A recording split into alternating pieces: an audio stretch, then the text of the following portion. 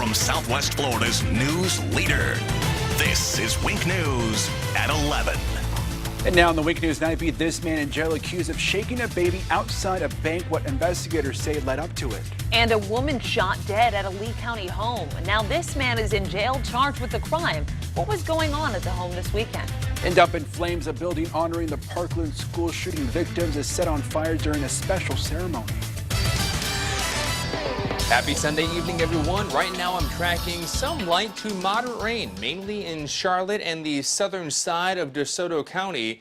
Watching most of those showers now moving into the Harbor Heights area directly over US 17, and just a little bit of light rain now over US 41, I-75 in the Punta Gorda area.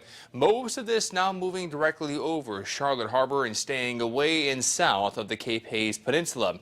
Also tracking a few other showers in this tropical disturbance, at least 1,000 miles east of southwest Florida. It is forecast to strengthen slightly over the next few days. I have details on where it's going as well as how strong it could get when I come back. A baby shaken outside a Cape Coral bank during a purse snatching, and tonight a man is behind bars accused of doing it right here. This is Hugh Jervis. Police say this all went down at the Bank of America on Cape Coral Parkway. That's where we find the Nightbeat's Morgan Reiner tonight. Morgan. Yeah, police say the mother was attacked right here outside of the bank and that Jarvis went above and beyond in an attempt to take her purse. I spoke to neighbors of Jarvis's who say they can't believe a man like this lives in their building. Nobody in this building, not like that. Michael Steiger did not believe it at first when he found out Hugh Jarvis lives in his building. All of it was crazy when shaking the baby. Police say Hugh Jarvis left the Bank of America on Cape Coral Parkway and attempted to steal a woman's purse. The woman was carrying her infant strapped to her body, and police say Jarvis violently shook the baby to get to the purse. That's crazy. That's crazy. A witness heard the woman in the parking lot yell for help. The witness walked over, and Jarvis fled the scene. He's not fit for society. He's not, can't have somebody like that running around in public. David McIntosh lives in the building too and has been in prison himself. When you're in jail and they find out you've done something like that, good luck getting your commissary. Good luck getting toilet paper. Good luck surviving in there. The bank provided law enforcement with this picture of Jarvis, and CCPD arrested Jarvis today. Police say Jarvis had a crack pipe and a bag of fentanyl on him. Now neighbors just hope the woman and her baby will be okay. I go to church 3 times a week, and I pray for him. I don't pray for him. After he gets what is his just desserts, then maybe I'll pray for him. Jarvis is facing several charges, including robbery by sudden snatching, possession of controlled substance, and child abuse. And police say the shaking of the baby could have easily caused physical or mental injuries. Jarvis is currently in the Lee County Jail. Live on the Nightbeat, Morgan Reiner, Wink News Now. Well, thank you, Morgan. A man is in critical condition after losing control of his car in Charlotte County. This happened off of US 41 just south of Murdoch Circle. The Florida Highway Patrol says James Miller lost control of his car, ran off the road and hit a power pole. A passenger in his car suffered only minor injuries. Charges are pending. And tonight, this man in jail accused of murder. Deputies say Angel Camarena Rodriguez shot and killed a woman at her Lee County home. This all happened on Shawnee Road overnight. The Nightbeat's Anika Henniger has more on this investigation. To see that something terrible happened where there was supposed to be so much fun. It's awful. Shannon Hertog was shocked by what she saw turning onto Shawnee Road this morning. A home dressed for a birthday party, laced in crime scene tape after a murder. It shouldn't have to be this way. 2 minutes before midnight Saturday, the Lee County Sheriff's Office says someone called 911 about a shooting right here.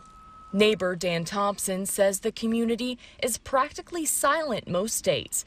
But last night, my neighbor called me and said there was, 6 shots went off, and then there was another set of 4 shots. When deputies raced to this home, they say they found 31-year-old Mayra Candelero Vasquez dead, lying on the back lanai. Hard to believe. Just very surprised. The man deputies say is responsible for Vasquez's death 42-year-old Angel Camarena Rodriguez. I'm glad there's nobody out there running around that did something. Deputies arrested Camarena Rodriguez and took him to the sheriff's office for an interview.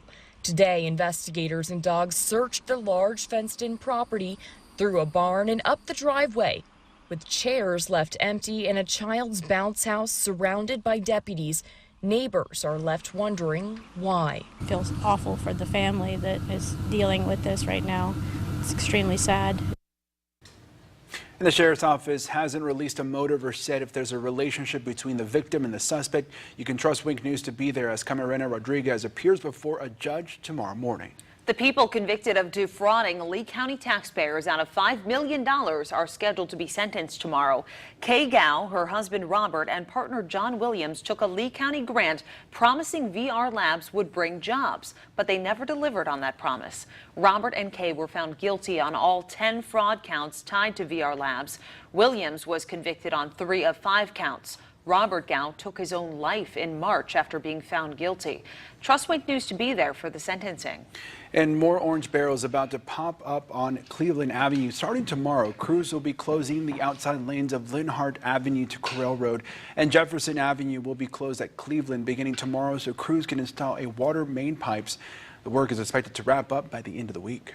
These flames and smoke honoring the victims of the mass shooting at Marjorie Stoneman Douglas High School. The Temple of Time in Coral Springs was set on fire tonight. The 35-foot temple opened on Valentine's Day on the 1-year anniversary of the tragedy that took 17 lives. During the time it was open, people left messages on the walls for the victims and their families. Experts say the burning was symbolic and ceremonial. Another push to save lives at bus stops. Bikers for Layla held a fundraiser today in honor of Layla Aiken. The 8-year-old was almost killed 2 months ago in a hit and run while waiting for her bus stop in Cape Coral. Since her death, many in the community have worked together to keep kids safe, especially when traveling to and from school. I know everybody's noticed in their neighborhood all the benches that are out.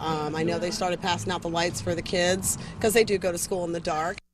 The event featured food and drinks, raffles, and vendors. Organizers say they're proud of the way the community has come together. I have never seen such an outpour of generosity, bleeding heart, so to speak. All the proceeds from the event will go to the Aiken family and other groups working on bus safety, like Benches for Our Babes and Lights for Layla. A major road is back open now after a late-night crash blocked off a part of McGregor Boulevard. It happened near the intersection of A&W Bulb Road. Witnesses told Wink News it appears a motorcycle was involved. Columbine shooting survivor Austin Eubanks was found dead at his Colorado home yesterday. Eubanks was just here in Florida speaking about substance abuse. Back in April of 1999, Eubanks hid under a table with his best friend as 2 gunmen killed 12 students and a teacher. Eubanks was shot in the hand. His friend died. He recently spoke to Wink News about his journey to sobriety.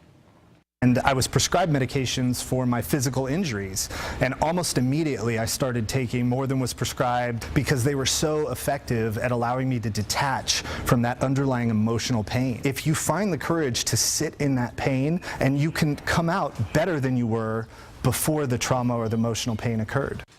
An autopsy is scheduled for tomorrow to determine the cause of his death. And tonight, Governor Ron DeSantis says President Trump told him he never approved and wouldn't authorize to fly hundreds of migrants from the Mexican border to Florida on a weekly basis. The news comes just days after local officials said they had been notified by the Border Patrol that 1,000 migrants would be sent to Palm Beach, and federal officials later said there are no immediate plans to do it. As the start of the summer approaches, many neighbors in Southwest Florida are working to clean up the beaches. Today, volunteers partnered with Sephora, Coconut Point, and Wren Skincare for a beach cleanup. They looked for items like straws and cans that can hurt wildlife and affect sea turtle nesting season. We wanted to just do something in our local community, so we just decided to partner up together and come out here and spread the word for volunteers to come help us. And they weren't the only group helping the environment this weekend. 50 volunteers teamed up with Florida Gulf Coast University's Water School, the Mound House, and NOAA on Saturday. They collected about 50 water samples around Fort Myers Beach to test the water quality. And the Lee County Sheriff's Office wrangles a bull from a local golf course. Deputies say he was seen on Wildcat Run golf course green. They posted these pictures to Facebook today. The agriculture unit was able to catch the bull, and now he's being held and taken care of until his owner claims him or he's taken to auction. Wink News, the Weather Authority. Temperatures staying mild tonight, 76 right now in Fort Myers. We are all in the 90s tomorrow. We'll take a closer look when I come back. Congress to make a move against President Trump. We'll show you the president's response. A little girl snatched while walking with her mom, how cops were able to find her in just a few hours thanks to social media.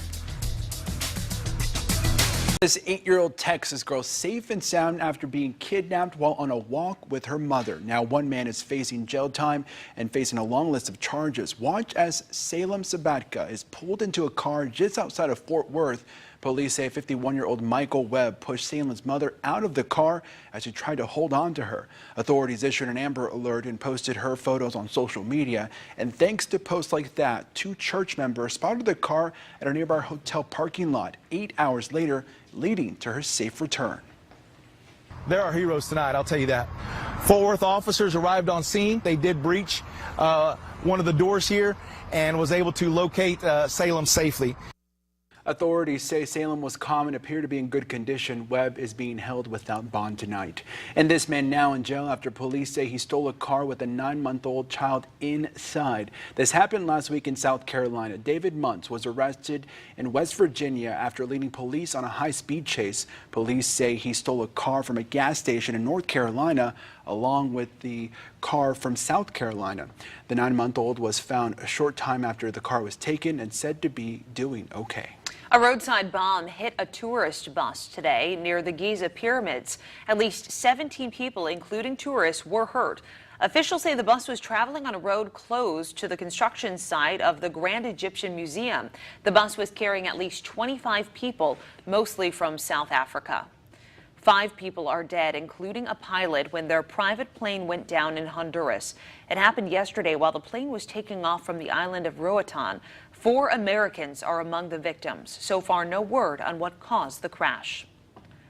Talk about a graduation present, how much this billionaire gave the graduating class of one famous college. And a tower comes crumbling down today on purpose. Why this implosion marks the end of an era in one city. And in just a few hours begins a new era on CBS. CBS This Morning will be welcoming 2 new hosts. Anthony Mason and Tony DeCopel join the anchor desk. The Nightbeat's Meg Oliver shows us what you can expect.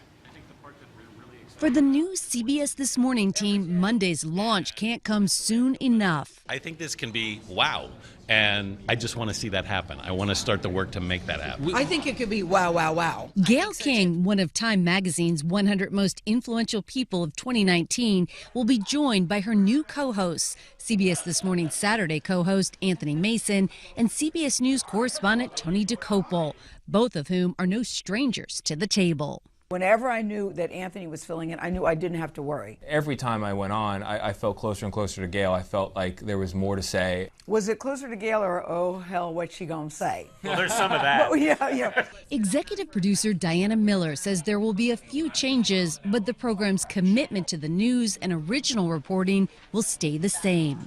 What can viewers expect? A lot of great consumer stories, a lot of great medical stories, and really just the wealth of reporting from all across CBS News. Somebody on Twitter wanted us to confirm no cooking segments and we aren't going to dress up for Halloween. And I was like, oh, confirmed. Confirmed. Yes. Yeah. Confirmed. Well, no Were you saying, God, I hope we get to do that? One small change, DeCopel posted to Instagram for the first time ahead of CTM's launch. Was it hard, Tony? Are you okay? You know, if I'm being completely honest, right? with the full disclosure, I had a lot of help from my wife on that one. The new co-hosts of CBS This Morning start Monday. Meg Oliver, CBS News, New York. A lot of changes there were former CBS This Morning co-host Norah O'Donnell moves to anchor the CBS Evening News, and former co-host John Dickerson will join 60 Minutes as a correspondent. Good luck to all of them. A billionaire technology investor helping wipe out the student debt of an entire class of 2019 at Morehouse College. Wow, Robert Smith made the announcement about the grants this morning to the students. Smith received an honorary doctorate from Morehouse during the ceremony. He had already announced a $1.5 million gift to the school. So you're wondering how much this will cost? Well, it's estimated his gift of wiping out all of the student debt will cost $40 million. Morehouse is an all-male, historically black college located in Atlanta. Oprah Winfrey using her star power to try to influence the class of 2019. She spoke to the students at Colorado College in Colorado Springs this morning. Oprah was originally just going to attend this ceremony to support a student who attended the Oprah Winfrey Leadership Academy for Girls in South Africa. During her speech, she encouraged the graduates to give their lives to service, to volunteer, and to vote. And the truth is, you cannot fix everything. But what you can do here and now is make a decision, because life is about decisions. Winfrey received an honorary degree of Doctor of Humane Letters. And the former world headquarters of Bethlehem Steel in Pennsylvania, now no more.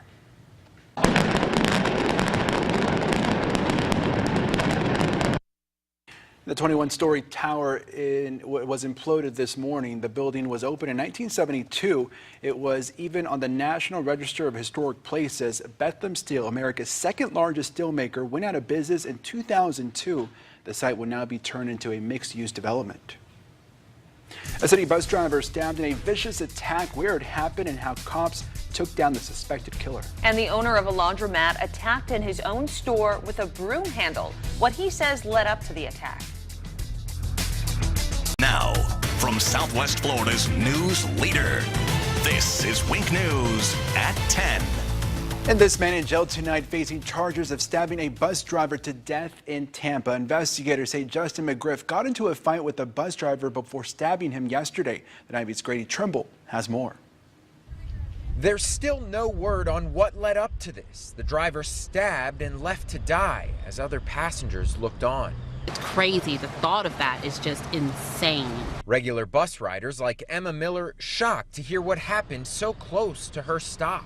Because I live right here, so it makes me sick to think that we could have been on that bus. The unlucky passengers who were are now helping police solve the crime.